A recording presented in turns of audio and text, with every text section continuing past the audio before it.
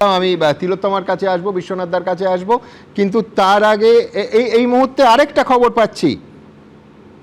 18 round শেষে 11,003 ভোটে শুভেন্দু অধিকারী ভবানীপুর কেন্দ্র থেকে এগিয়ে নিকটতম প্রতিদ্বন্দ্বী মমতা বন্দ্যোপাধ্যায়ের থেকে 11,003 ভোটে এগিয়ে গেলেন শুভেন্দু অধিকারী। যত সময় বাড়ছে একেবারে প্রায় যেরকম ভবিষ্যৎবাণী করেছিলেন শুভেন্দু অধিকারী যে শেষের দিকের প্রত্যেকটা রাউন্ডে আমার ডিফারেন্স বাড়বে, আমার ব্যবধান বাড়বে। আমি দ্রুত একবার দেখাবো যে শুধু ভবানীপুর নয়, উত্তরবঙ্গ থেকে দক্ষিণবঙ্গ রাজ্যের 9টা জেলায় কার্যত মুছে গেল, নিশ্চিন্ন হয়ে গেল তৃণমূল কংগ্রেস।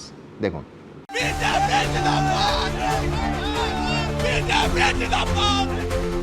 রেকর্ড ভোটে ভেঙে চোরমার প্রত্যাবর্তনের স্বপ্ন, খড়কুটোর মতো উড়ে গেল ঘাসফুল। 15 বছরের তৃণমূল জমানা সমাপ্ত, ইতি। পরিবর্তনের বাংলার রং গেরুয়া। ভোট প্রচারে পশ্চিমবঙ্গে এসে আগাম আভাস দিয়েছিলেন প্রধানমন্ত্রী নরেন্দ্র মোদী। कई जिलों में टीएमसी का खाता भी नहीं खुलेगा। ভোটের ফলাফলে তা মিলে গেল অক্ষরে অক্ষরে। শুধু রাজনৈতিক পট পরিবর্তনই নয়, একাধিক জেলায় কার্যত ধুয়ে মুছে সাফ ঘাসফুল।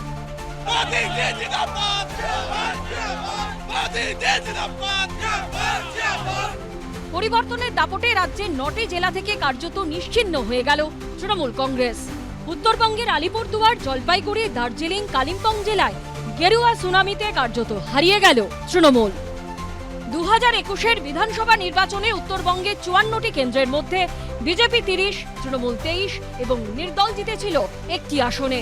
আবার 2024-এর লোকসভা নির্বাচনের বিধানসভা ভিত্তিক ফল অনুযায়ী বিজেপি এগিয়েছিল 32টি আসনে, তৃণমূল 15 এবং বাম কংগ্রেস জোট এগিয়েছিল 7টি আসনে। এবার সেখানে গেরুয়া থাবায় মিলিয়ে গেল তৃণমূল। বাকি যারা যে কটা হয়েছে তারাও এবার রাস্তায় আর বেরোতে পারবে না, তারাও এবার রাস্তায় বেরোতে পারবে না। আপনারা দেখবেন মুখ দেখাতে পারবে না এবং আমাদের কিছু করতে হবে না, পাবলিক ওদেরকে রাস্তায় বেরোতে দেবে না। মানে যেভাবে নিশ্চিহ্ন হয়েছে, যে হাওয়া নিয়ে এসেছিল সুনামি নিয়ে, সেই সুনামি নিয়ে তারা একদম নিঃশেষ হয়ে গেছে। ক্যাম্পেইনের সময় ওটা ভাবিনি আমরা, ক্যাম্পেইনে যা দেখেছি, যা আমরা তো মানুষের চোখের দিকে তাকিয়ে বক্তৃতা করি, সেখানেও আমরা বুঝিনি কখনো যে এই জিনিসটা হতে পারে। দক্ষিণবঙ্গে শুভেন্দু অধিকারীর গড় পূর্ব মেদিনীপুর, এছাড়াও পশ্চিম বর্ধমান, বাঁকুড়া, ঝাড়গ্রাম ও পুরুলিয়া থেকেও কার্যত সাফ তৃণমূল কংগ্রেস।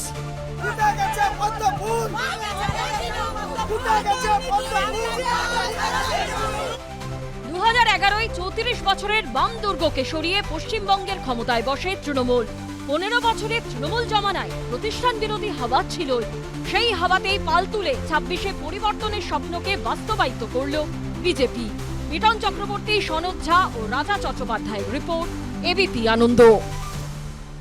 আমি তিলোত্তমার কাছে আসবো। তিলোত্তমা, এক হচ্ছে নিঃসন্দেহে ব্যবধান যখন বিপুল হয়, 208 এবং 79 ব্যবধান হয়, তখন মানুষের ক্ষোভ, মানুষের রাগ, এই আঙুলের মাধ্যমে যে গণতান্ত্রিক অধিকারটা মানুষ প্রয়োগ করেছেন সেইটা বোঝা যায়, তার প্রতিফলন হয়। কোথাও কি মনে হচ্ছে যে অ্যাকসেপ্টেন্স, দেখো এত রাজ্যে আমরা এতদিন বলতাম যে ভারতবর্ষের কোনো রাজ্যে হিংসা হয় না, পশ্চিমবঙ্গে হয়, একটাও ঘটনা হয় না, ঘটনার ছবি একটাও সংবাদ মাধ্যম পায় না। পশ্চিমবঙ্গে সেই ঘটনার লজ্জাজনক ট্র্যাডিশন থেকে আমরা বেরোলাম, কিন্তু সেই পরাজয় নিয়ে কেন এই জটিলতা এবং তারপরে চাপানুতর, এরপরে ভোট চুরির অভিযোগ, মানে জয় এবং পরাজয় গণতন্ত্রের খুব স্বাভাবিক ঘটনা। আমি আবার বলছি যে অরূপের সঙ্গে আমার 100টা ক্ষেত্রে অরূপ চক্রবর্তীর সঙ্গে দ্বিমত হয়, কিন্তু আমি এখান থেকে আমি ওকে কোট করছি, এত সুপ্রযুক্ত আমার লেখেছে, ভালো মন্দ যাহাই ঘটুক সত্যের এলে সহজে, এ তো অন্য কোনো ব্যাখ্যা হয় না 208 আর 79 ব্যবধানের। একেবারেই। তুমি একটু আগে বলছিলে না বুদ্ধদেব ভট্টাচার্যর একটা যে উনি ওনার সৌজন্যবোধের এবং আত্মসম্মানবোধের একটা উদাহরণ দিলে, যে উনি গিয়ে রেজিগনেশন দিয়েছিলেন, কিন্তু আমরা এই ক্ষেত্রে দেখছি, তৃণমূলের ক্ষেত্রে দেখছি যে সেটা ঘটছে তো নাই, উল্টে একটা ভীষণ কুঁদুলে মানসিকতার পরিচয় দেখতে পাচ্ছি।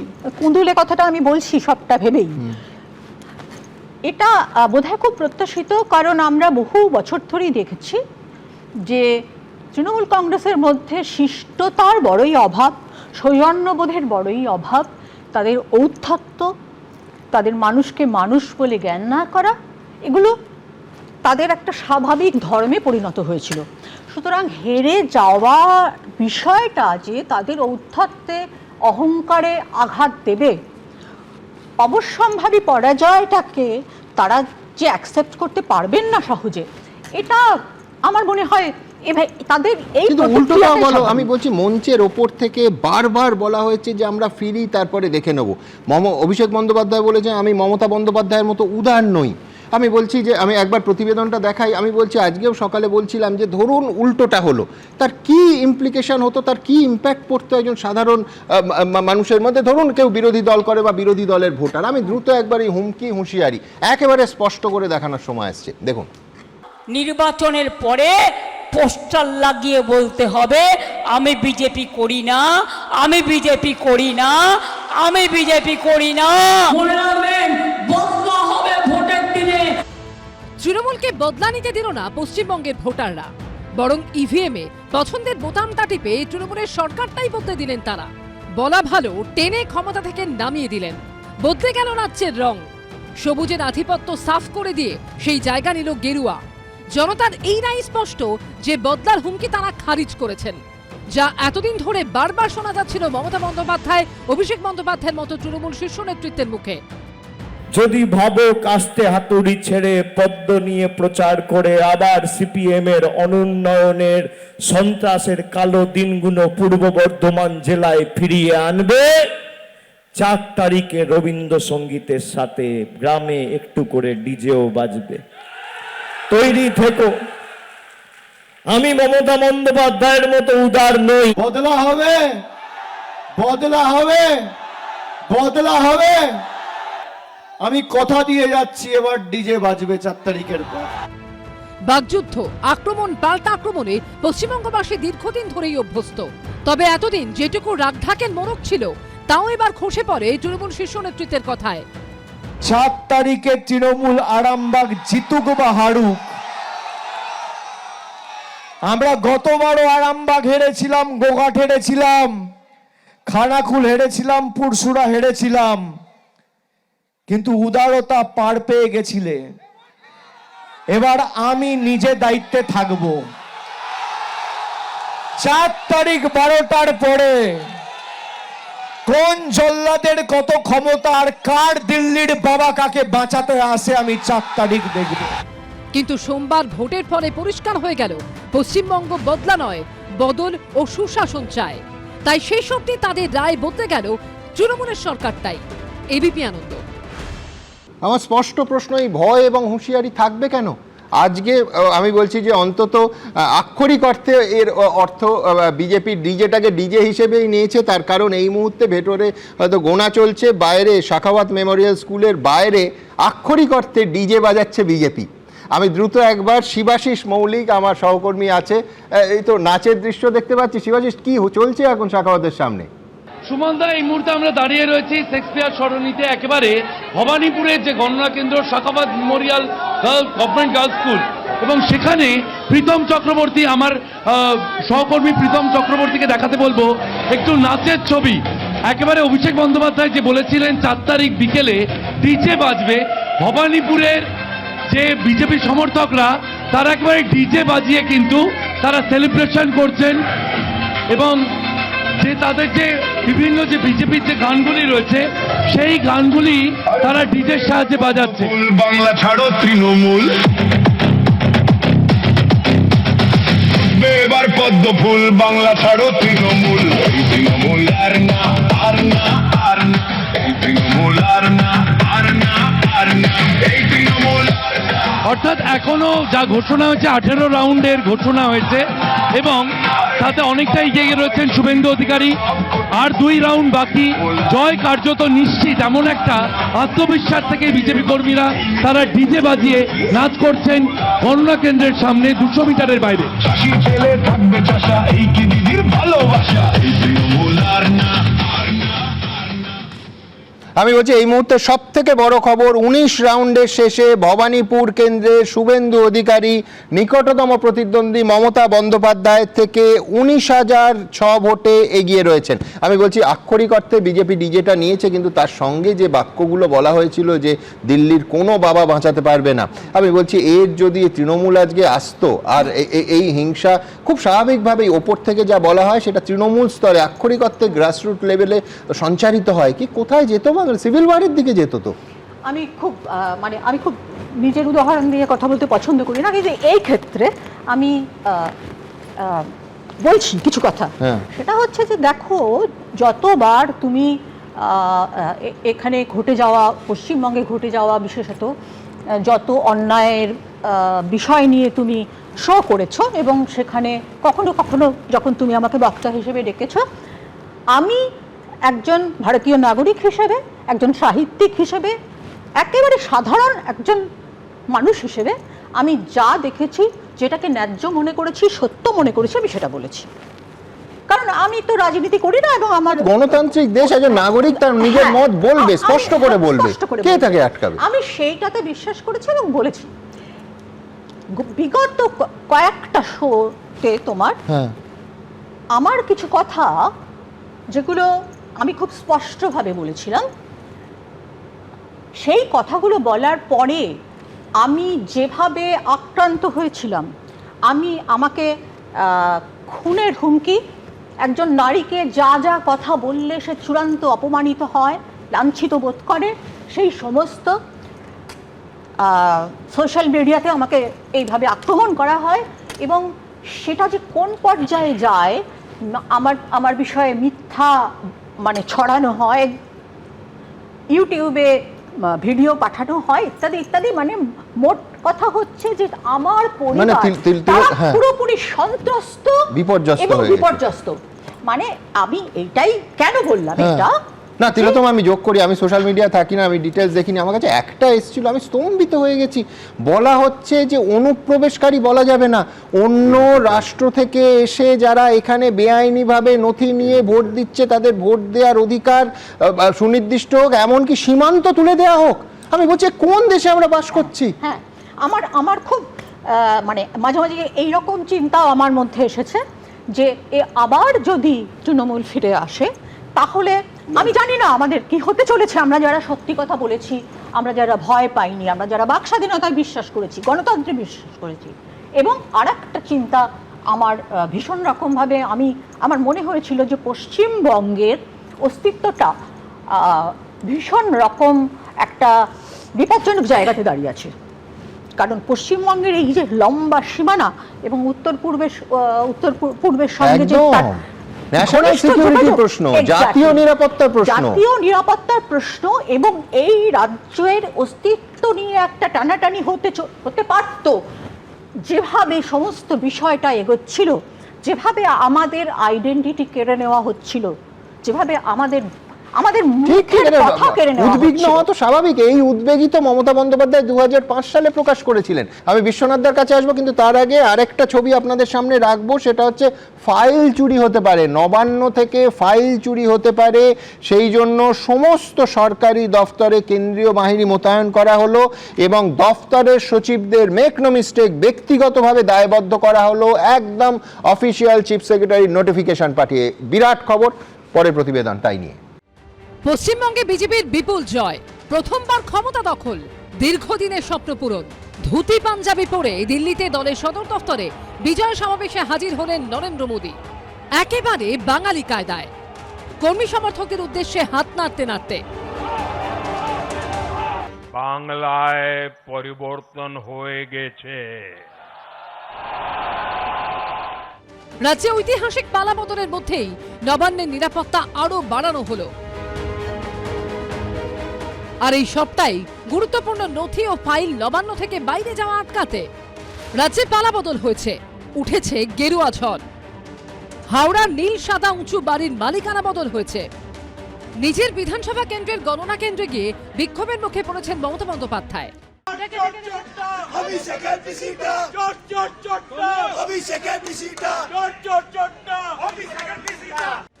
আর গণনা চলাকালীনই নবান্নে দেখা গেল নজিরবিহীন ছবি। নবান্নের বাইরে ও ভিতর কার্যত মুড়ে ফেলা হয়েছে কেন্দ্রীয় বাহিনীর নিরাপত্তায়। কারা ঢুকছেন, কারা বেরোচ্ছেন, তাদের ব্যাগে কি আছে, সবটা দেখে তবেই ঢোকা বা বেরোনোর অনুমতি মিলছে। নবান্ন থেকে বেরোনোর সময় ব্যাগে কি কি নিয়ে যাচ্ছেন যারা বেরোচ্ছেন তারা, এবং তার সঙ্গে সমস্ত ফাইল রয়েছে, যে সমস্ত ফাইল রয়েছে সেগুলো কিসের ফাইল, এবং তারা কি এখানকার কর্মী, যদি কর্মী না হন তাহলে তারা কে, এবং যদি কর্মী হন তাহলে কোন ডিপার্টমেন্টের, এবং তাদের সমস্ত পরিচয় কি আছে। এর পাশাপাশি তাদের সমস্ত ফোন নম্বর তাও কিন্তু নথিভুক্ত করা হচ্ছে। ব্যাগ চেক করা হলো, বডি সার্চ করা হলো, ফাইল সমস্ত কিছু। অন্যদিন হয় না, কোনোদিন হয় না। এরই মধ্যে এদিনই মুখ্য সচিবের দপ্তর থেকে একটি নির্দেশিকা জারি করা হয়েছে। নির্দেশিকায় বলা হয়েছে সমস্ত বিভাগীয় সচিব এবং অফিসের প্রধানদেরকে এটা নিশ্চিত করতে অনুরোধ করা হচ্ছে যাতে কেউ গুরুত্বপূর্ণ নথি ফাইল সরাতে বা নষ্ট করতে না পারেন এবং অফিস থেকে নিয়ে যেতে না পারেন। করা যাবে না কোনো অননুমোদিত স্ক্যানিংও। এর আগে নবান্নের নিরাপত্তার দায়িত্বে ছিল শুধুমাত্র রাজ্য পুলিশ। নবান্নের বাইরে তো কেন্দ্রীয় বাহিনীর জওয়ানরা রয়েছে, পাশাপাশি ভিতরেও কিন্তু কেন্দ্রীয় বাহিনীর জওয়ানরা রয়েছে, এবং যা অন্য দিনে এই ছবিটা কিন্তু দেখা যায় না। এর পাশাপাশি দেখাতে বলবো যে এই নবান্নে ভিতরে যাওয়া এবং বেরোনোর যে সমস্ত পথ রয়েছে সেই সমস্ত পথেই কিন্তু কেন্দ্রীয় বাহিনীর জওয়ানরা রয়েছে।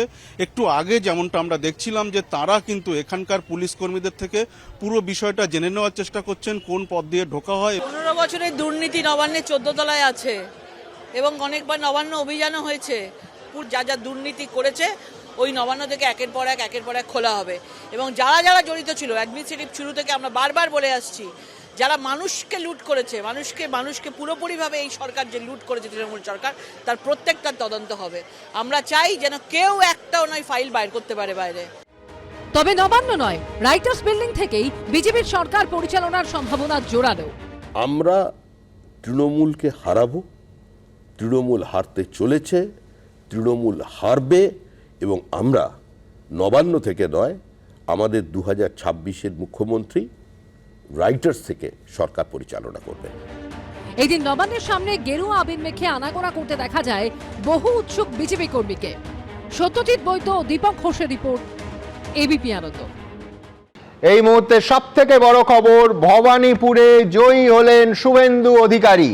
নিকটতম প্রতিদ্বন্দ্বী মমতা বন্দ্যোপাধ্যায়কে 1-2 নয় 15,114 ভোটে হারিয়ে শুভেন্দু অধিকারী ভবানীপুর কেন্দ্র থেকে জিতলেন। এর আগে নন্দীগ্রাম থেকে আগেই জয় পেয়েছিলেন, ভবানীপুর কেন্দ্র থেকে জিতলেন শুভেন্দু অধিকারী। আবার বলছি, রাজ্যের বিদায়ী মুখ্যমন্ত্রী মমতা বন্দ্যোপাধ্যায়কে 15,114 ভোটে হারিয়ে শুভেন্দু অধিকারী ভবানীপুর কেন্দ্র থেকে জয় পেলেন। আমার শুধু মনে পড়ে যাচ্ছে 2011 সালে যখন আমাদের তখন এক্সিট পোল করা হতো, কেন্দ্র ধরে ধরে করা হতো, যখন যাদবপুর কেন্দ্রে বুদ্ধদেব ভট্টাচার্য পরাজিত হচ্ছিলেন, বলা হয়েছিল, সবাই বলেছিল এই এক্সিট পোল, অনেক তৃণমূলের নেতা বলেছিলেন এইটা অন্তত সত্যি হবে না। সেইটা সত্যি হয়েছিল, তবে সেই দিনকাল অন্য ছিল। 4:30-র সময় বুদ্ধদেব ভট্টাচার্য রাজভবনে গিয়ে নিজের পদত্যাগপত্র জমা দিয়েছিলেন। এখন অবশ্য এই নিয়েও বিতর্ক চলছে, কিন্তু যেটা নিয়ে কোনো বিতর্ক নেই, ইসির ঘোষণা নিয়ে। নির্বাচন কমিশন ঘোষণা করেছে সব রাউন্ডের শেষে 15,114 ভোটে ভবানীপুর কেন্দ্র থেকে জয়ী হলেন শুভেন্দু অধিকারী। বিশ্বনাথ চক্রবর্তী। শুভেন্দু অধিকারী জয়ের সাথে সাথে পশ্চিমবাংলার পরবর্তী মুখ্যমন্ত্রী কে হবেন সেটাও নিশ্চিত হলো আমি মনে করি। 3টে কারণে মনে করি। প্রথমত, হেমন্ত বিশ্ব শর্মার থেকে অনেক কঠিন লড়াই শুভেন্দুর কাছে ছিল, যেটা উনি করেছেন। 21 সালে দল হারিয়ে যাওয়ার পরে দলকে অটুট রাখা খুব চ্যালেঞ্জ ছিল, কারণ টাকা, লোভ, পদ দেখিয়ে মমতা বন্দ্যোপাধ্যায় দলটাকে পুরো ভেঙে নিতে চেয়েছিল, এবং কিছুটা সফল হয়েছিল। তারপরেও দলটাকে অটুট রেখে এবং দাঁতে দাঁত চেপে উনি বিধানসভার ভেতরে যে লড়াই করেছেন, সেই লড়াইয়ের জবাব কিন্তু মমতা বন্দ্যোপাধ্যায় দিতে পারেননি। মমতা বন্দ্যোপাধ্যায়কে সরাসরি 2021-এ হারিয়েছেন। তারপরে সারা রাজ্য জুড়ে প্রচার, দলকে সংগত করা, এবং কার্যত বলা যায় আজকে যে হিন্দুত্বের বড় ভাবনা তৈরি করতে পেরেছেন শুভেন্দু অধিকারী, সেইটা কিন্তু গুরুত্বপূর্ণ ভূমিকা নিচ্ছেন। অর্থাৎ তিনি ডাইরেকশন দিয়েছেন দলকে যে পশ্চিমবাংলায় হিন্দুত্বের জায়গা, অনুপ্রবেশের ইস্যুটাকে আমাদের বড় করে তুলে আনতে হবে, এবং সেটাই শেষ পর্যন্ত মেজর ইস্যু হিসাবে কিন্তু প্রতিষ্ঠা পেয়েছে। এবং ফাইনালি আবারও মমতা বন্দ্যোপাধ্যায়কে, এবং এক্ষেত্রে অমিত শাহ, নরেন্দ্র মোদীরা তাকে বাজি রেখেছে, দ্বিতীয়বার বাজি রাখলো মমতা বন্দ্যোপাধ্যায়ের বিরুদ্ধে, এবং সেখানেই সেই বাজিতেও জয়ী হলো। মানে আজকে যদি মমতা বন্দ্যোপাধ্যায়ের কাছে হারতেন তাহলে তার অনেক কিছু হারার থাকতো, ফলে সর্বোচ্চ বাজিতে উনি জয়ী হয়েছেন এই অবস্থাতে। এবং তার প্রশাসনিক অভিজ্ঞতা 10 বছরের আছে। পশ্চিমবাংলাতে যতজন বিধায়ক নির্বাচিত হলেন, একজনও শুভেন্দু অধিকারীর ধারে কাছে প্রশাসনিক অভিজ্ঞতা নেই। ফলে সেই দিক থেকে বিচার করলে নরেন্দ্র মোদী, অমিত শাহ দ্বিতীয় কোনো বিকল্পর জায়গা নেই, একেবারে সরাসরি শুভেন্দু অধিকারীকে মুখ্যমন্ত্রী পদে বসানো ছাড়া। এইবার আমি 3টে জায়গা বলবো। সুমনদা, এই রাজ্য দেখেছে যখন শঙ্খ ঘোষ 2013 সালের পঞ্চায়েত নির্বাচনের ওই রকম অরাজক পরিস্থিতি এবং রক্তাক্ত পরিবেশ দেখে যখন তিনি একটা কবিতা লিখেছিলেন, সেই শঙ্খ ঘোষকে কিভাবে অপমান করতে হয়েছিল। আজকে মানুষটি নেই, কিন্তু আমরা ওই রকম একজন কবিকে দেখেছি যে অনুব্রত মণ্ডল জঘন্য ভাষায় আক্রমণ করতেন। মানে অনুব্রত মণ্ডল শঙ্খ ঘোষ নিয়ে বলেছিলেন এই তেমন কবি বাজে কবি, আমার মনে আছে। মমতা বন্দ্যোপাধ্যায় একটা কথা বলেনি, না না, পার্টি এনকারেজ করেছিল। অনুব্রত মণ্ডল কি করেছে? হ্যাঁ, অনুব্রত মণ্ডল যে ধরনের ল্যাঙ্গুয়েজ ব্যবহার করার পরে ওর অক্সিজেন যায় না। আর উল্টো দিকে আরেক ধরনের কবি তৈরি করেছেন, যারা হ্যাঁ দিদি, হ্যাঁ দিদি, দিদির মতন লোক হয় না, এরকম কবি তৈরি করেছেন। কবি সব তৈরি করেছেন, পশ্চিমবাংলার মানে ডিএনএটা পরিবর্তন করেছেন। আমরা এই পশ্চিমবাংলার ডিএনএতে এক ধরনের তোষামতকারী কবি তৈরি করেছেন, লেখক তৈরি করেছেন, সাহিত্যিক তৈরি করেছেন, এবং বিভিন্ন ফিল্ম স্টার তৈরি করেছেন, যারা সারা দিন ধরে দিদি দিদি দিদি এবং তোষামত করতো। অন্যায় করলেও দিদি, মানে যে কোনো একটা অন্যায় কাজ করার পরে তাদের বলার ক্ষমতা নেই যে কেন এটা হচ্ছে। আমি মানে পরিষ্কার একটার পর একটা নাম ধরে আজকে তাদেরকে অপমান করতে চাই না। তারা দিনের পর দিন দেখেছে যে কিভাবে মানুষের মানে চাকরি লুট হয়েছে, কিভাবে টাকা পয়সা লুট হয়েছে। তারপরেও সেই সমস্ত কবি, সাহিত্যিক, শিল্পী তারা চুপ করেছিলেন, দিনের পর দিন তোষামত করেছেন মমতা বন্দ্যোপাধ্যায়কে শুধু নিজের পদটা রক্ষা করবার জন্য। আমি আপনাকে বলতে চাই যে যখন পার্থ চট্টোপাধ্যায় বাড়িতে মানে তার বান্ধবীর বাড়িতে 50 কোটি টাকা এবং কয়েক কিলো সোনা পাওয়া গেল, তারপরে কয়টা শিল্পী, সাহিত্যিক, কবি কথা বলেছেন। মমতা বন্দ্যোপাধ্যায় শুরুতে তো বলেছিলেন পার্থদা কি করেছে, সে তারপরে মানে রেশন দুর্নীতি করলো বিরাট পরিমাণে, যার ফাইনাল চার্জশিট হয়ে গেছে, যিনি 2.5 বছর জেল খাটিয়েছেন, তাকে প্রার্থী আপনি করলেন। কোন দুঃসাহস, আপনি তাকে প্রার্থী করেন। আর মানে রেশন মানে দুর্নীতির সাথে দায়ী যুক্ত জ্যোতিপ্রিয় মল্লিক আজকে হেরেছে। মানুষকে ধন্যবাদ যে অন্তত একটা বিচার করেছেন। আপনি আমায় বলুন সুমনদা, এই অভিজ্ঞতাটা তো আপনার আমার হয়েছে যে যেভাবে সিন্ডিকেট নিয়ে পাড়ায় পাড়ায় সিন্ডিকেট তোলা তুলছে, এমনকি তাদের নিজেদের এমপি মানে নেতাজির বাড়ি গিয়ে সুভাষদাকে ডাকুন বলা হয় দিনের পর দিন। যখন সাধারণ মানুষের অভিজ্ঞতা, আপনি আমায় বলুন, দিনের পর দিন স্টুডিওতে বলেছি যে মমতা বন্দ্যোপাধ্যায় কেন করাপশনের বিরুদ্ধে ব্যবস্থা নেয় না, কেন লোকায়ুক্ত প্রতিষ্ঠানটা শক্তিশালী করার প্রশ্নে আনন্দবাজার একটা প্রতিবেদন করেছিল। সেই প্রতিবেদনের এগেইনস্টে উনার যে ধরনের হুঙ্কার ছিল, আমি এখনো ভাবতে পারিনি যে কেন মমতা বন্দ্যোপাধ্যায় এই আইনের মানে বাইরে থাকবেন। কেন লোকায়ুক্ত প্রতিষ্ঠানটা দুর্নীতির বিরুদ্ধে কেন শক্তিশালী প্রতিষ্ঠান তৈরি করতে পারবেন না? আমি আসবো, তার আগে দ্রুত একবার তৃণমূলের এই বিপর্যয়ের কারণ, তৃণমূলের বিসর্জনের কারণ, পরপর দুর্নীতি, তোলাবাজি, আমি পরপর কারণগুলো সকালে বিস্তারিত ব্যাখ্যা করেছি। আমি জাস্ট ছুঁয়ে যাওয়ার চেষ্টা করছি। তৃণমূলের বিসর্জনের কারণ কাটমানি এবং সিন্ডিকেট রাজ।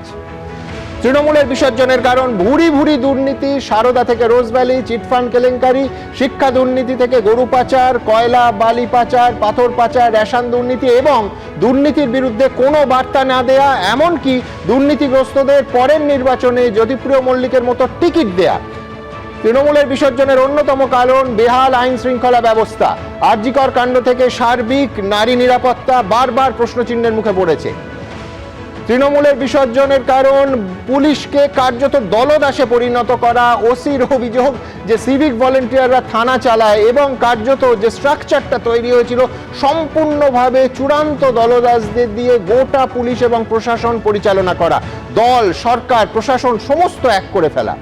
তৃণমূলের বিসর্জনের অন্যতম কারণ বড় শিল্পের খরা। সকালেও বলেছি, আবার বলছি, যতই বড় বড় সাংবাদিক সম্মেলন করুন অমিত মিত্র, বড় শিল্প আসেনি, পুরোটা কার্যত ভাঁওতাবাজিতে পরিণত হয়েছে। আকাশ ছোঁয়া বেকারত্ব, একেবারে তার যুবসাথী দিয়ে, বেকার ভাতা দিয়ে মোটেই সেই ক্ষত ঢাকা যায়নি। তার কারণ লাইনে দাঁড়িয়ে ওই বেকার যুবকগুলো বলেছে আমরা চাকরি চাই, বড় শিল্প নেই, কর্মসংস্থান, কিচ্ছু করা যায়নি। তৃণমূলের বিসর্জনের কারণ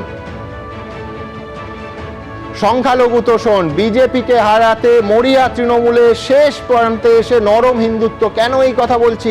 জগন্নাথ মন্দির থেকে মহাকাল মন্দির থেকে দুর্গাঙ্গন, মহাকাল মন্দির দুর্গাঙ্গনের কি প্রয়োজন আছে?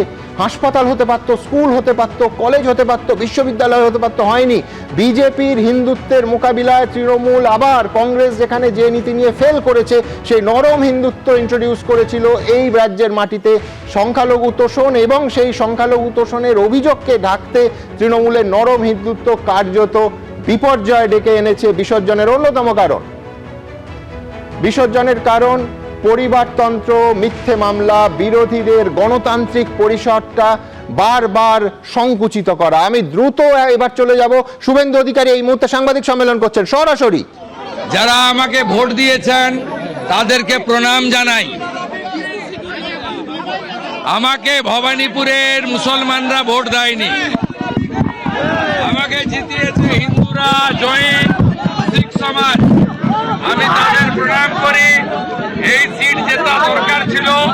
ডক্টর শ্যামাপ্রসাদ মুখার্জি কলকাতা দক্ষিণ পূর্ব থেকে প্রথম জিতেছিলেন লোকসভায়। এই আসন না জিতলে ডক্টর শ্যামাপ্রসাদ মুখার্জির সংগ্রাম পূরণ হতো না।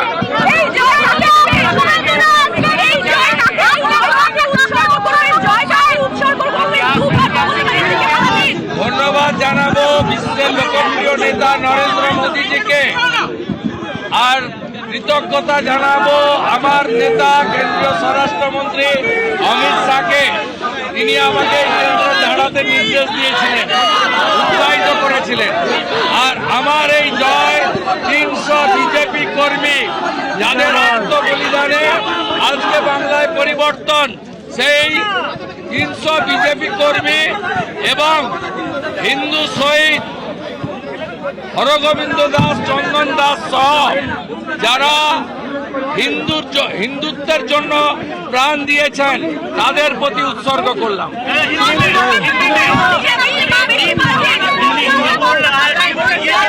ये बहुत जरूरी था, ममता बनर्जी का हराना बहुत जरूरी था।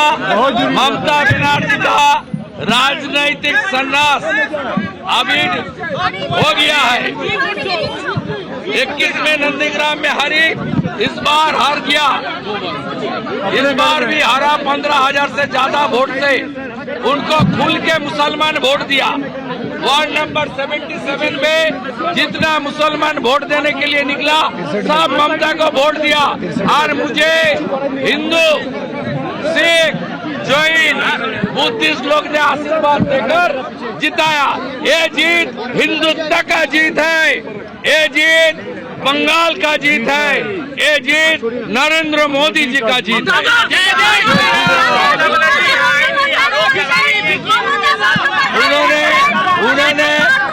उन्होंने 15 राउंड तक थी।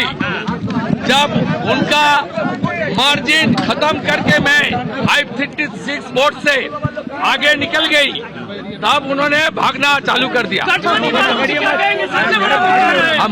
मुझे खास करके जो बंगाली हिंदू एरिया है चेतला 82 नंबर वार्ड, वो खुल के वोट डाल दिया। और सीपीएम का जो लूज सपोर्टर है, हिंदू सपोर्टर, सब लोग वोट किया। सीपीएम का 14,000 वोट था भवानीपुर में, वो कम से कम 10,000 वोट मुझे ट्रांसफर कर दिया। मैं नीचे जो सीपीएम का वोटर्स है उनको भी आभार प्रकट करता हूँ। और चेतला में जितना भी बंगाली हिंदू है सब लोग खुल के वोट किया। इसका साथ गुजराती, जैन, मरवाड़ी, हमारी पूर्वांचली, सिख समाज सब लोग खुल के वोट किया। मैं खास करके राजस्थान का 8 एमएलए को प्रणाम करता हूं, राजेंद्र राठौड़ जी का नेतृत्व में ये लोग बहुत काम किया मेरे लिए। और गुजरात से अशोक जी आया था, उन्होंने उनका टीम भी बहुत बहुत मेहनत किया है। मैं सबको प्रणाम करते हुए HM साहब ने 2-3 बार फोन किया था, उन्होंने भवानीपुर लेकर थोड़ा कंसर्न भी था, मैं उनको बता दिया कुछ देर पहले। बाकी तो किसी का साथ बात नहीं हुआ, मैं तो फोन अलाउ नहीं था इसलिए फोन बात नहीं हुआ। मैं अभी हल्दिया जा रहा हूँ, वह सब वेट कर रहा है, नंदीग्राम का सर्टिफिकेट भी लेना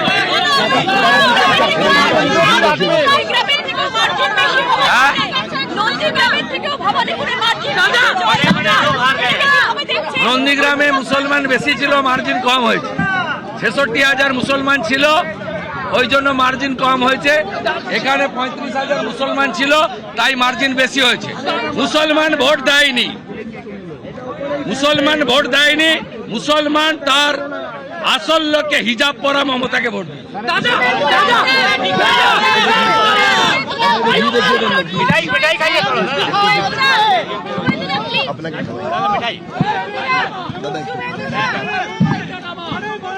दादा दादा कई कैबिनेट मंत्री हार गए, क्या बोलेंगे? Thank you. कैबिनेट मंत्री हेरे গেছেন এবার। भ्रष्टाचारी दादा दादा कटवानी सबसे बड़ा मुद्दा रहा है, कटवानी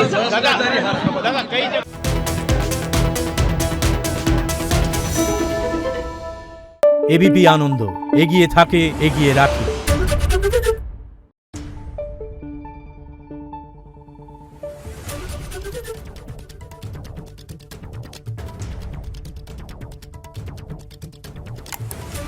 Thank you.